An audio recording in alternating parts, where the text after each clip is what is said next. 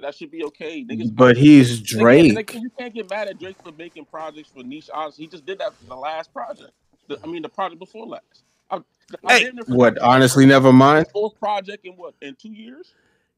let me Yeah. ask y'all this. Why do y'all think, like, for example, when Honestly Nevermind came out, like, obviously, you know, people are going to have their feelings and thoughts about that project. But I think most people kind of said, even if it wasn't for them, they were like, all right, we're going to wait for the next one. Why this project comes out, right? And by the way, Her Loss was amazing, right? Why when this project comes out, people now want to make definitive statements about the state of Drake rather than saying, all right, this Fall of the Dogs may have not been my cup of tea, but he probably gonna come with some different shit next time, and I'll probably be fucking with it again. Like, it feels like this is the point where I think there's a lot of, you know, like pylon mentality where people are trying to, you know what I mean? Like people are trying to like say, yo, he's falling off, or you know what I mean, he's getting old or some shit. You know what? One, he getting too cocky. Like I feel like he feeling himself, and he need to reach back. Like at some point, you gotta reach back and touch the nigga's hands. You know what I'm saying? And he not doing that. Like he respectfully, like what I was saying before was, I'm not giving Drake my full support until you get that interview. Respectfully, and he might not give a fuck, but I'm just not doing it. Like respectfully, he gave Bobby that interview, and she's not even for the culture. And like that shit just weird. Like I can't fuck with Drake until you get that interview. Respectfully, that's just me, bro. You know what? I'm gonna boycott I think that nigga until you get that interview. Word to my mother.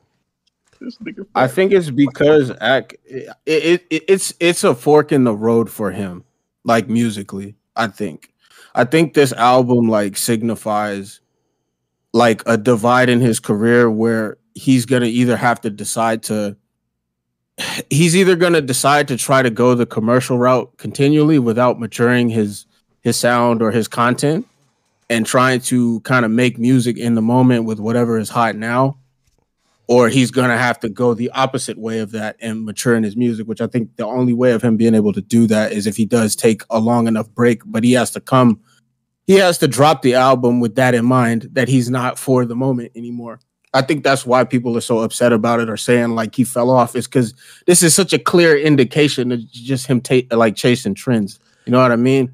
Like it's not like Honestly Nevermind where it was him experimenting or something like. But has he not been mature before? Can he not just do a fun good album? Like I don't know why y'all so upset about one album when he did a whole dance project. Niggas just.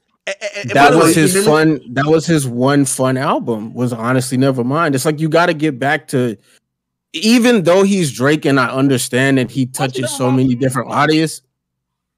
But Her Loss was a fun album, and people like that, right? Wait, hold on. By the way, at some point though, he has to get back to his core, bro. Wait, yo, even if he's Drake, by the way, you know what I've thought about this album?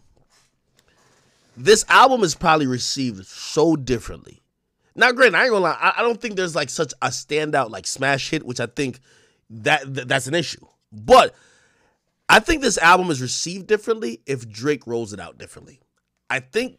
I don't mean to cut you off, but that's the point I was gonna make, man. That's the point I was gonna make. You asked why he wasn't selling as much. Just think about how he rolls albums out, bro. Just think about how CLB was rolled out. It sold 700K for a reason. He had billboards. He was on Sports Center. That nigga just posted on Instagram. He just posted on Instagram, I'm gonna drop an album. Like, bro. But also, no, just think about this too, right? Like, I think if you look at the content, because I hear people talk about maturity and chasing trends. If we look at the content of Her Loss, like, bro, he got songs like Broke Boys, Back Outside, you know what I mean? Like 21, Could You Do Something For Me? Like, that wasn't like a that was the same Drake we're getting now, but because it was a collab album with 21, and we're like, oh, we just want to have fun, cool, we gave him a pass. When Drake then says, put it like this, and I think that's why, you know, even when he dropped more Life, and he said, oh, it's a playlist, we're like, oh, okay, so we're not getting a Drake album. We're not getting that sound. We're not getting that sound in a vacuum, which we're used to on Take Care. Nothing was the same. Definitely Views, right? We're thinking, okay, we know why we're not getting that.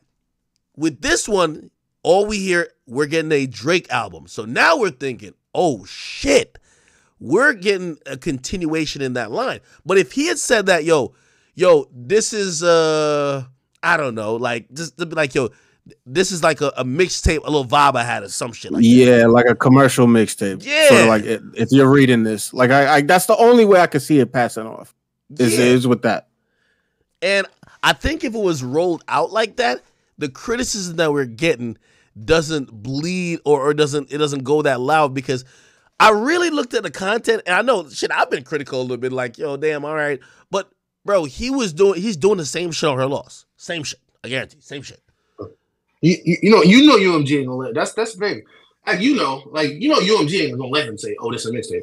He want because you get a bag every time you drop an album. Yeah, you don't really give a fuck. No, of course. But I think in presenting something like, again, the reason why sometimes an artist they know they're all right, Kid Cudi fans. Now I know Kid Cudi's been through a lot, but like at a point there was a huge demand for Man on the Moon 3, right? Like, oh shit, we need this shit, right?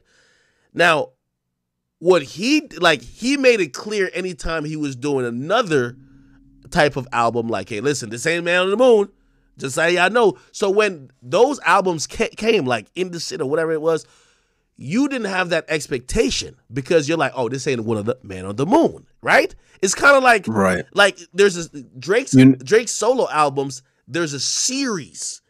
And if he presents anything else that like it's like, oh, this is not part of the series, we'll forgive the juvenileness, we'll forgive whatever. But when he kind of let us know that this was supposed to be one of them ones. That's a good point. And I'm gonna also say to you, Boom, as a counterpoint to if he rolled it out differently, like if he marketed it kind of at the same level he did for CLB. Let's look at the reception for CLB when it came out. He marketed it like phenomenally, but the reception was still lukewarm for that album. Yeah, so but I don't think it still sold 700K. You know what I mean? So it still did the number. It like 650 or something, 32. That's good numbers. 411 after you just dropped an album and you sold 405. Come on, man. Like we're talking at that point. We're moving the conversation to sales numbers and not the reception, though. Right. But reception is the people that's tuning in really in the first week. Really, that's the people who gonna listen to your album because they're gonna go higher. But if 700 people download or listen to your album and still don't rock with it, the reception is still poor. That's the point. But you can still use that. Hey, you ain't gotta like it because I still sold 700K. It don't fucking matter. You know what I mean? I mean, if you want to be number one, I get what you. And by the way, Mario Davenport, thank you for the 10.